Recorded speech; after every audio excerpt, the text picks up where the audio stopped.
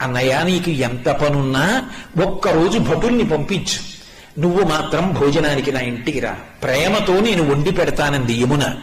మన్నించి యమధర్మరాజు కార్తీక మాసంలో శుక్లపక్షంలో విధియ తిథి నాడు యమున ఇంటికి భోజనానికి వెళ్ళాడు. ఏం చెయ్యాలి అన్నయ్య వస్తే? పరమ ప్రేమతో చిన్నప్పుడు అన్నయ్య ఏం తినేవాడో, ఏదంటే ఇష్టమో ఆ మాటలు చెప్తూ కబుర్లు చెప్తూ ఇంకొంచెం తిననయ్యా ఇంకొంచెం తిననయ్యా అంటూ అన్నయ్యకి ప్రేమగా వడ్డించింది. తిన్నాడు. ఏం కావాలమ్మా నీకు అని అడిగాడు. మరి దేవతా సంబంధం కదూ, వరం ఇవ్వాలి.